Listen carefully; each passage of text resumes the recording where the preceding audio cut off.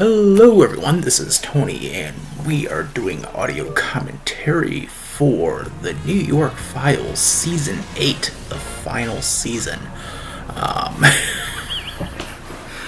This originally ran from this was, I think, winter 2018 to summer 2019, so let's, this is the first episode. This is Ultimate. This was our season premiere, and I can just brutally be honest. This was literally one of those ideas we had where we were just like, okay, we have nothing else to work with. And the main reason for that is going to be like the whole crutch of this commentary track, which is me basically explaining what the fuck happened. So when I left off in the season 7 commentary, I said something huge happened following the season 7 finale, and that huge thing ended up being me getting involved in a 3-car accident. Yeah, so I don't know why I'm snickering about it, but I'm snickering about it because I'm just realizing how ridiculous that was. Especially that it happened like a month after the finale. But essentially what happened was I was heading home from work. I hit a point in the road and I had to make a left turn to get down the right road, and pop team epic. And I was like waiting for my opportunity. I had a line behind me. I was starting to get nervous because I'm like, I need to find this opportunity, and I thought I had a hole where I had enough time to slip through, and nope. I got smacked in the back, my car swerved, and I hit someone else's back tire as I was turning, so that all happened.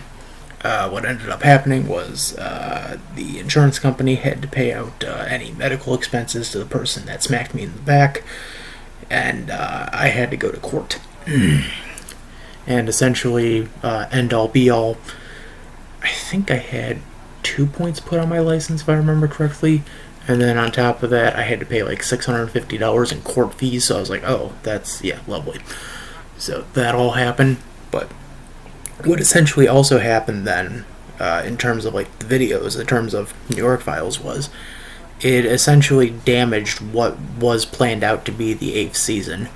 The original idea we had for the 8th season, surprisingly enough, was we were going to kick off our premiere actually with the episode never mind. I was about to say with the episode we were talking about, but no, this is the second half of Ultimate, sorry. We were about to kick off the season 8 with an episode we were actually writing in season 7 that was meant to be like a holdover, and that was the Retro Game Store Tribute Tour, which will actually be our next episode.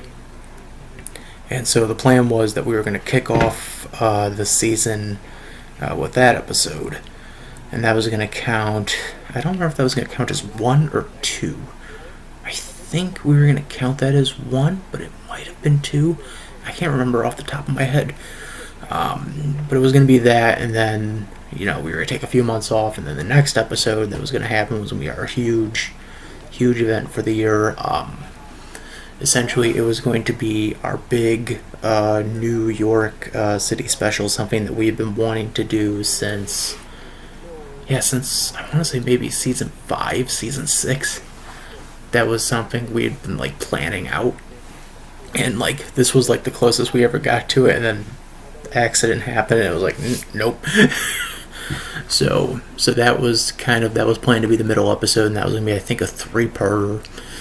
And then, of course, we would wrap up the season with the final episode, which would have been the last clip show forever. And so it was essentially would have been just 3 separate airings between, I think, December, February, and April. And then that would have been it. That would have been the whole 8th season. And again, accident happened. We didn't end up doing it. And we had to just immediately come up with ideas for episodes on the spot, and Ultimate was one of the first ones we immediately were just like, alright, we just go with it, just run. Like, Smash Brothers Ultimate is coming out in a few weeks, we'll pre-order it, just run with the idea. And that also becomes a motif this season, since I didn't get to talk about it in the episode. the closet. So because we didn't have a car, we couldn't do most of the talking scenes in a car. And the times we did do a talking scene, it was with my mother's car. So for the times that we did have a car scene, it was usually my mother's car. And speaking of the Retro Game Store Tribute Tour, here it is. This was the one that we essentially held over. This was the holdover episode from Season 7. And I'll talk about that in a minute. I just want to finish up quickly overall how the production kind of got wobbled because of the car accident and having to quickly come up with ideas on the spot as we were going. So essentially all that happened, and we had to, like, again, just come up with ideas for episodes on the fly. That's why we had, like, Pop Teen Dragon Maid and The Good... I'm trying to remember the last episode. Damn, I can't remember it. I literally cannot remember the episode, and that's sad. But I guess I could just talk about this then until that episode pops up and I can go, alright, yeah, I know what we were talking about. So this is the Retro Game Store Tribute Tour. This was our holdover episode. This was the episode we had been working on in Season 7. And the initial idea was this was supposed to be just an episode we didn't, have any expenses. So it was like, okay, it's going to be a non-expense episode. We're just going to, like, essentially do not really a clip show, I guess was the word I'm looking for, but more or less like a side story, like something that we could say, like, oh, well, these events are happening, this happened in between, something like that. So it was meant to be kind of like a side episode. And I guess I wouldn't say it's one of my personal favorites of the season. I would say, at least though, like, in terms of the overall episode count, I would say it's maybe number 5. But then again, the season didn't have that many episodes. Although production-wise, we ended up doing 13 this season. In reality, those 13 were, I think, actually like 6-7 episodes. So, One Up Games. I eventually found out they were a franchise. This was an actual, like, gaming store franchise, because there's a lot of them in the East Coast. You got, some in, I think, or not the East Coast, maybe the West Coast. I'm trying to remember off the top of my head. I remember seeing, like, ads for, like, other ones when I would, like, look it up on maps. I'm like, oh, there's, like, several of these. Like, okay, it is a franchise. I didn't know that. And really great selection. Oh god, I lost my train of thought for a second. And yeah, god, I kind of wish I had utilized the Michigan era a lot better, because there's a lot of stuff we missed out on, like Grand Traverse Games, GT Games, which a good friend of mine, Devin from D Street, he actually went down and he had a pickup video from there. And, like, I thought about it, I'm like, wow, we were only in that shop once, and I regret that we didn't grab anything. We could have done something with that. Just like here, we went in here once, we got, like, one game out of it, and it was like, well, now that I think about it, we could have done a lot more. And yeah, we could have definitely done a lot more, and for some reason we didn't. For some reason we just absolutely didn't. And the thing I gotta correct is, I said that none of the Michigan shops had imports, and I'm just looking at the footage right now. I'm looking in the glass case, there is a Super Famicom game in there, and I'm like, I said there was no imports, and there's imports right there. What am I talking about? I didn't go to that many retro game stores when I was in Michigan. I think the reason was like, I think I was more focused on, like, getting newer games, or if I was getting used games, it was not, like, used games from the sense of, oh, I'm going to grab some Super Nintendo games, or I'm going to grab some NES games. And, I didn't have that mindset completely until I got to New York, where I was like, all right, I'm back into importing. We're going to look for Super Famicom, we're going to look for Japanese Dreamcast, Saturn, etc. And it ends up, leading us to shops like Pastime. And Pastime is one of those shops that, like, I still really freaking appreciate. Mainly in the sense that it's like, it technically was a franchise. I know it's a weird thing to say. It technically was. There was 4 locations, 3 in New York, I think 1 in California, and we actually made a joke about that in Imported Monthly, which when we get to Imported Monthly commentaries, we'll talk about that. I think when we do Imported Monthly, those will be episodic though. So, yeah, like, they were franchised, and J Street technically was for a while until, I guess, the owners decided to just consolidate the stores and make it easier. And, yeah, like, J Street had two locations in both malls, and then decided to, like, just consolidate everything into, like, the one mall, which was over in, Skates. And I guess another correction I should make, since I'm regarding J Street, I mentioned they didn't have imports. Well, I stood corrected, because at the time when I had recorded this, they didn't. But like a year or so after I recorded the episode, they started carrying more imports in there, and they would have like a glass case with nothing but imports, or they would have imports mixed in with the regular games, similar actually to what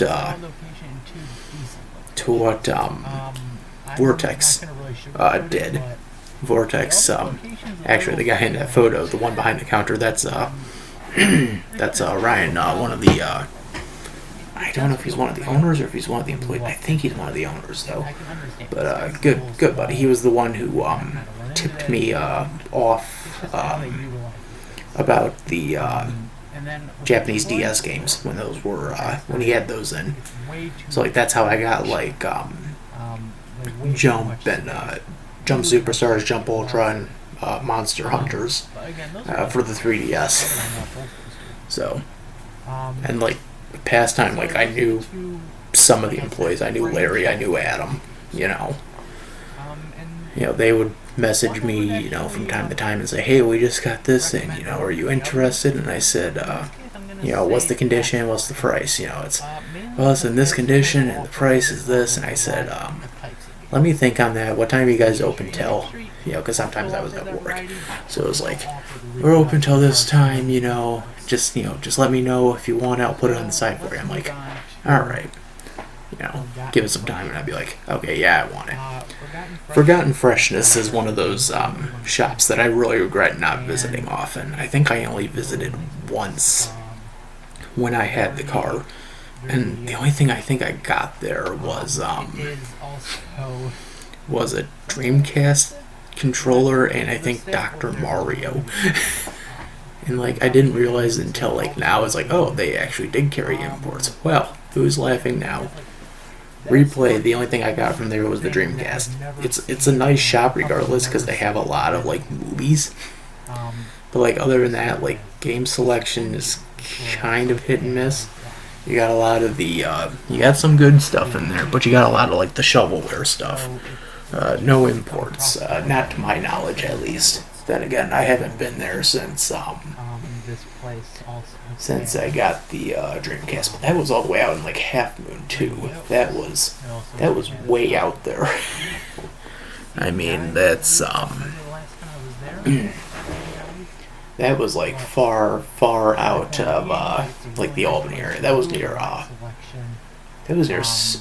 would say probably somewhere between Albany and like Saratoga. And I guess the thing I can talk about is like when we started to like more utilize like the bus routes, it kind of both helped and hindered in terms of like what shops we went to, if that makes sense. Because in a way it like it hindered us from like not going to Forgotten Freshness, not going to Replay. But at the same time it helped us in terms of like, well, it was easier for us to get to Vortex, or we could get all the way out to Scotia and go to the third pastime shop, out there, and see what they had from time to time. So like it helped in those ways, but it also hindered in like just removing 2 other shops off the list. Vortex, though, I think out of all of them is my personal favorite, and not only because like I lived nearby that one, even though I also lived nearby the Albany location for pastimes, but Vortex was great because I just had such a, what's the word I'm looking for? I guess such a like mix of like a retro game store and an antique shop kind of vibe.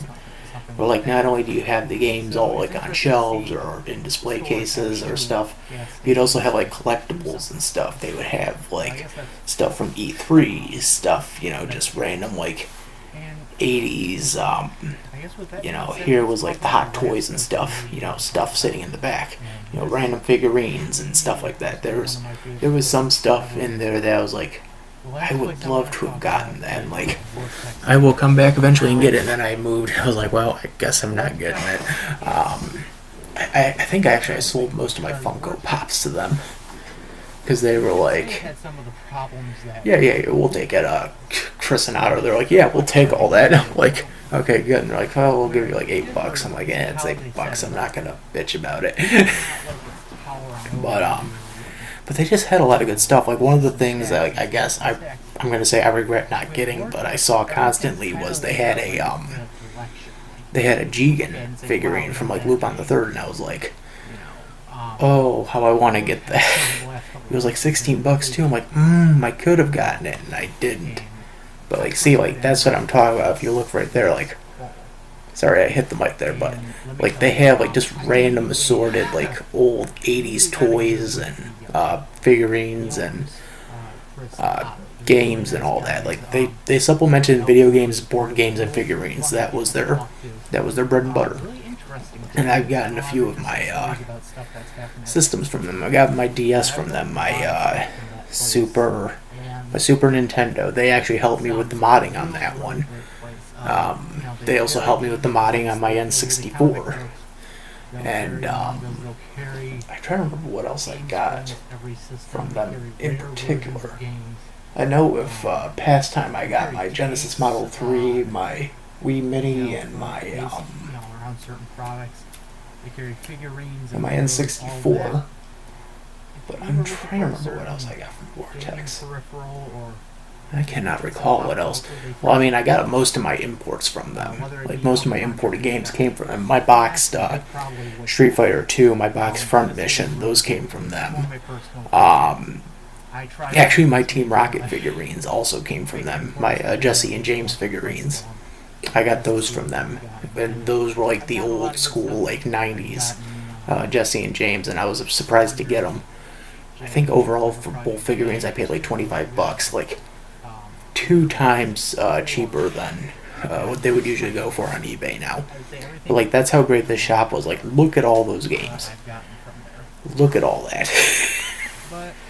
That's only one shelf. Like there's also like more like behind you. You would have like 2 more shelves like full of games.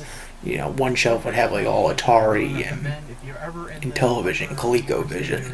Another shelf would have nothing but PlayStation 2. These shelves on the side here had PS4, Wii, Switch, Xbox, Wii U, Super Nintendo, Dreamcast, Sega Saturn, N64, NES. Like it was literally packed, like wall-to-wall games. And wow, I actually skipped one. I did not realize that. The one I guess I skipped, and I guess I can't really blame myself because well, okay, let me explain it. So there's one shop I didn't throw on there, but I think it was also because I didn't what's the word I'm looking for? I guess I didn't come across it until like a year or so after this video came out. It's called it was a shop called Great Bit, and they really specialized in importing. Like they had imports everywhere, and I got a lot of imports from them. I got some more of my boxed Super Famicom games from them. I've gotten actually a few loose Super Famicom games from them, and 64 games loose. My only Game Boy Color game, complete in box, was from them. They were a great shop, and then unfortunately, like, I want to say maybe 6 months after they opened, they started to, like, announce that they were closing shop, and it kind of got depressing. Because, like, I would just go in there, like, every morning before I had to go to work and just pick up a new import. I'd be like, okay, what do you guys got? Anything that, like, dropped in price? Anything new that came in? You know, if there was nothing new, I would just say, like, okay, what was something that I was looking at that, like, I can get? And I miss the place. And, like, I also, I guess I could say this now, I was kind of a consultant on these shops in some way. You know, saying, like, oh, you know, this is the best place to find some imports if you want to get into, like, selling imports to people, you know, this is the best place you could look, you know, and stuff like that. But, anyway, that's beside the point. So here we are, we're into, digital, what's the name of this episode? It's Pop Teen Dragon Maid, I know that. That's, like, the shorthand version of it. I think it's the Digital Confessions of a Pop Teen Dragon Maid. I might be wrong on the title.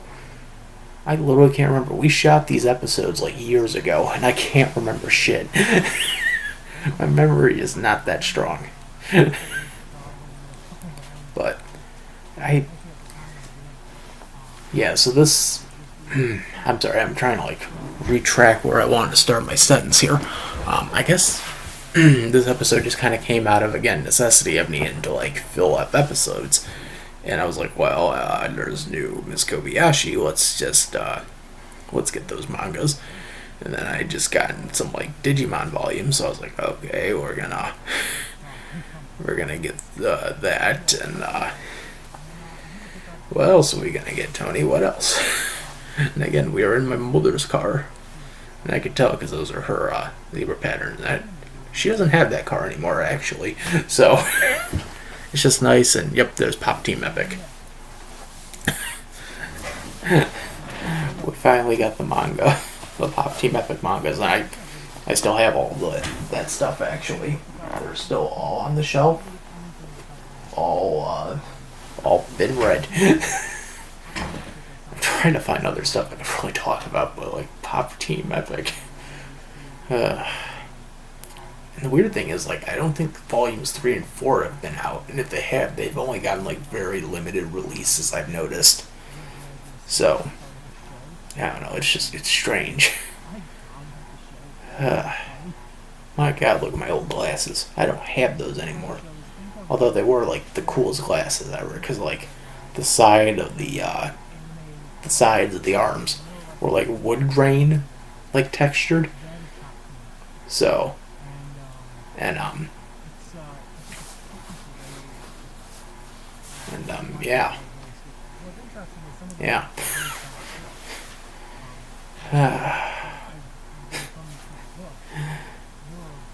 It's so amazing to look back at all this old stuff and just go, yeah, those were the days. Except for me, it's like, oh, this was like 4 years ago. Those were the days 4 years ago. What the F am I talking about? And to clarify, like, I don't know if I ever explained this before or since.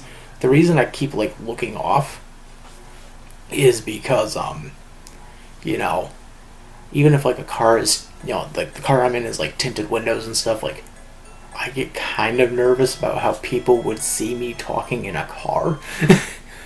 Like, there are people that don't understand how, like, vloggers work. So... what they do is they, if they see someone talking in their car, they just kind of give them an odd look, and so I kind of get nervous about stuff like that, so I kind of look from time to time to make sure no one's coming, and if they are, well, I try to, like, find a way to justify it, or I try to be quiet, or I at least try to, like, get some peace and quiet, and, oh, here we go. This is the episode I was trying to remember the title of. Salvation, Goodwill, and Troy. Okay, yeah, that was the name of the episode. I couldn't remember it off the top of my head, or off the tip of my tongue. But Salvation, Goodwill, and Troy, I think this counts as, like, 2 episodes. Because there was just so much shit. Like, and back to the closet again. But there was like so much. That closet served a lot of function, I will say, because that was also the office. Like, right below where the camera is would be the computer. I think actually we have the phone resting on the lamp. Like, literally, the lamp was in there. The closet, the shelf behind me with all the manga and, and animes and imports, that's all sitting there. Like, it's incredible how much use we got out of that small space. And I think actually I usually set I had like the big brown chair in there for a while. But I think at this point I didn't have it. I think I was either squatting or I was sitting or I was like kneeling. I don't think I thought about putting a chair in there at that point. But still have that set. It was a good replacement for my season 1 box set that probably no longer works. All I know is for some reason my mother kept the set, so like she has the DVDs like not in the box, but like they're like scattered about within her DVD collection. I'm like, why do you still have this? Like, kudos for like, why do you still have that? I bought that like 10, 15 years ago. The Smash poster's up. You could tell this was post-Smash. I got the Zelda figurine. I think I still have that one. Because I think I remember yeah. And I should state for the record, after a while, eventually all the amiibos ended up on that top shelf. My Peach. My Peach, my Rob. Like, I got 3 amiibos. That's something. I think Rob was from like Five Below, so that was like really freaking cheap. But like, man, but like yeah, like all the amiibos would end up like on that shelf because it was just easier to place them up there than like. Actually, for a while, I also had them in like a crate. But when we get into like Imported Monthly, I'll point that out. I'll be like, they're in the crate. Final Fantasy 15. I don't own a PS4, but I got a copy of Final Fantasy 15. Actually, I got now Final Fantasy 15 Pocket Edition for the Switch. So that's like the closest way I could play Final Fantasy 15. I just saw it on there. I was like, oh, it's on sale. I'm going to get it. So, my Cash Panuka figurine right there. My Nick Wilde. I still have my Nick Wilde. Yeah, my little Retsuko. Too bad they didn't have Fenneco. Fenneco's my favorite character in Agretzko. I just like Fenneco for being such a fucking smartass. That fucking laugh always gets me. Don't tell me you ran out in a drunken rage and tried to kick a can and slipped and fell on your back again. Oh, come on. Like, the odds of that ever happening again are 1 in a million. You did it already, didn't you? How could you tell? Why are you such a dumbass? It's a great quote. I might have misremembered it, but that's a great quote. Why are you such a dumbass? Papa Team Epic Volume 2.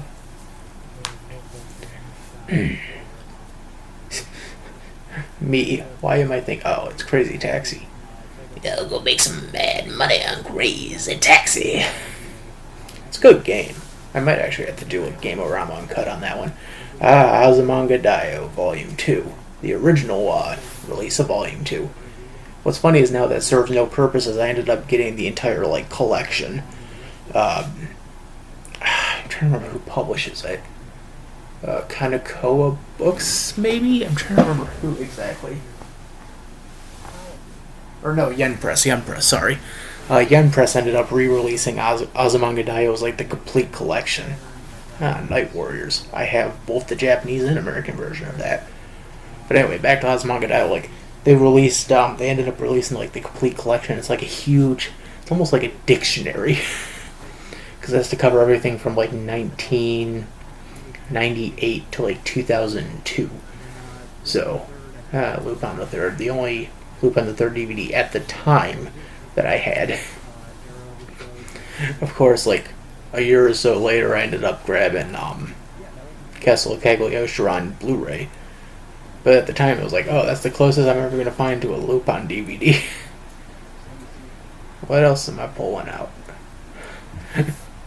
From my DS sack. Oh, Super Princess Peach. I pulled that out from the DS bag.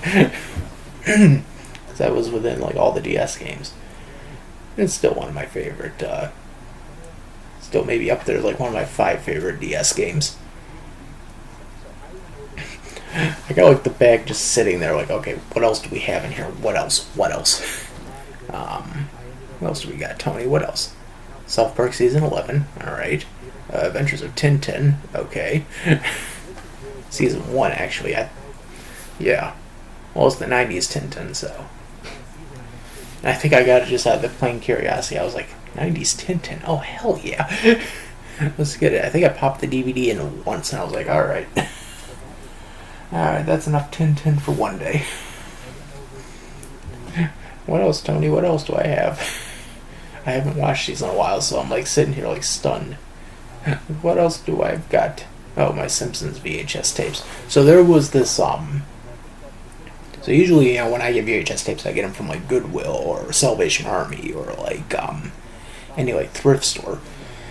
But there was a place out in Troy that had like a bunch of like VHS tapes as well as a bunch of manga and books and everything. It was called Books Run, I think, or Books and More. It's one of those 2 titles. But it's a nice shop. It was inside the Troy Annex, which is like a giant like shopping center. And the only other shop in there other than that was the CVS, which had like an indoor-outdoor entrance. And like I would go in there every time I got in Detroit, and I'd be like, all right, we got to see what we can find. Jack Ryan Radio, that's a good game. Might have to do another episode on that. Anyway, but every time I was in the 90s Japanese version of Smash Brothers, thank you, Pastime, for that one. The fact that you even had it. With all the original sound effects. Anyway, back to Books and More before I completely lose my mind. The thing I was going to say was, whenever I was in Troy, I knew I had to make it a goal to like at least visit the shop once every time I visited. Just so I can like see if there was Phoenix, right? Just so I could see if there was anything new and interesting within like the mangas or the VHS tapes, or even then, like just like anything that can catch my eye. Oh, like I think I got my English to Japanese translation book from there too, which I thought was gonna help, and it clearly didn't. Oh, and I also got my Japanese Salaryman instruction book off there. I have my Calamaria plush, and I still have that thing. She's sitting on the 3rd shelf underneath all the SNES games, right with all the mangas and the, or not the mangas, the anime and the Shonen Jumps. But yeah, so like that's where I got like most of those good books that we ended up using as props in later videos. Anyway, Captain Cash. Yeah, Captain Cash was a good pawn shop. Anyway, that episode. So that was Salvation, Goodwill, and Troy, and that counted as 2 episodes. And I think that was our 3rd to last episode of the series. Because now we're going to get into the final episode. And I'm going to tell you the shit show of a story I had with that one. Mainly involving the ending. So here we go. So this is the final, what should have been technically the final episode of the series. This is the last clip show forever, which I think now looking back, that is such an odd title to give it. But yep, we do a montage of all the intros before we profusely announced that this is the 50th episode, which it was not. It was actually episode 72. Because I ended up later counting family updates, and here I am one-handing the camera again. And back to the old apartment. Look at that. Anyway, that was before I included family updates in the episode count. Before that, yeah, this was episode 50. Yeah, that's me one-handing the camera. So anyway, so this episode, uh, I guess doing a clip show as the finale was just kind of for the par. I thought, like, well, what else are we really going to do for a final episode? It's a travelogue series. What are we really going to do for a final episode? It's got to be a clip show, or if it's not going to be a clip show, it's at least got to be something. So I think just the idea of the episode just being me lamenting at the fact that I have just all this shit now, just interestingly enough, just decided to become more of the premise. And yeah. that just became much more of an interesting premise. And I guess I can state for the record, I have acknowledged that some of these clips, for some reason, the sound was missing. I didn't notice that during editing. And it wasn't until afterwards that I was like, oh shit, but I didn't have enough time to fix it, so I was like, alright, I'm just gonna let that one slide. But the downside to that was like a super long clip. And but yeah, these clips are interesting. It's like, oh, we're gonna see everything that we had done from like season 1 up to season 8. And when we talk about all the games, oh yeah, like this is a long section. I remember having to individually like clip everything into the compilation. Yeah, this is the segment I was thinking of. But for some reason, like the audio went missing during the Majora's Mask segment. But like, yeah, we had to edit all the sections just individually on their own. So like the console section, that was all on its own. Every game that got mentioned on its own. And yeah, this is a lot of games. I think this is actually the longest section. I'm trying to remember, we did consoles, games, and I think Funko Pops and Amiibos. I can't recall off the top of my head how we had the third act go, but I remember it was consoles, games, and then whatever the third act was. I think if I was to do this now, I would have just had it been like the most interesting finds. Like, yeah, we do all the games, we'll do all the, maybe not all the console, but at least all the games, and then just like have the ending be like, here's, man, I've caused a lot of interesting stuff over time, and then just like have a clip show of all the interesting shit happening. But we did Japanese Mario Kart. Yes. I mean, look at that. These clip shows still going. It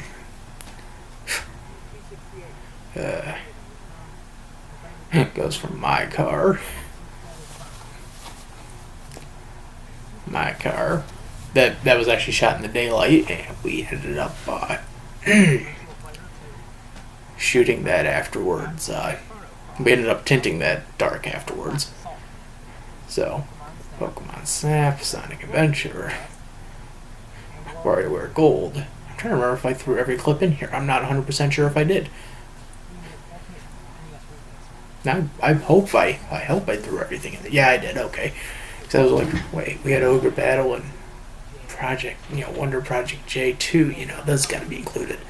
Yeah, okay, we did throw every clip in here. I'm trying to remember off the top of my head if we did or not. And we did. Man, we halted on this for a long time. Oh, there we go. I'm like, wow, that was a long halt. I would have cut that short now. Every game ever. It'd be like doing a marathon of every Michigan, New York files ever. Just have fun with that. It's like fucking 5 hours long.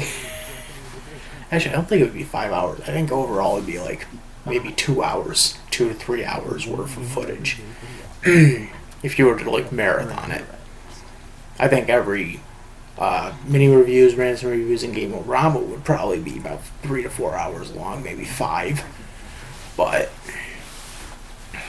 yeah, all the Funko Pops. Okay, so the third segment was all the Funko Pops, which I guess makes sense because that's what that was what we started with in the pilot, and we just kept going with the Funko Pops. I think I eventually just got sick of collecting Funko Pops. I think the last one I actually ended up getting was, I can't remember if it was 18, Android 18, or if it was Cala Maria. It was one of the two. Yeah, this is the long, like, mute segment. I don't know why the volume was cut out, but it was. I don't know why. And half of those Funko Pops no longer are with me. I sold them. Like, I sold most of them. I think the only ones I've kept is I kept Faye, Spike, Bulma, Ramona, Rocco, Scrooge, 18, and Cala Maria, I think, were the only ones I kept. Oh, and my Mini Toru. Oh, actually, I think I kept Cat Mode too.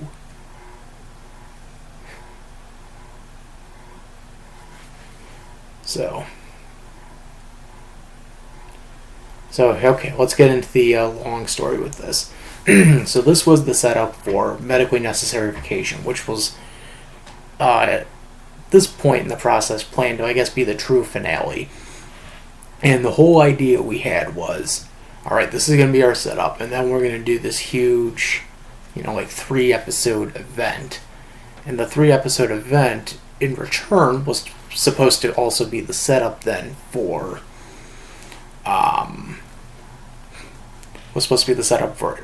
Imported Monthly. So like the whole idea was like, oh, these 4 episodes were all going to connect into a story arc and essentially set up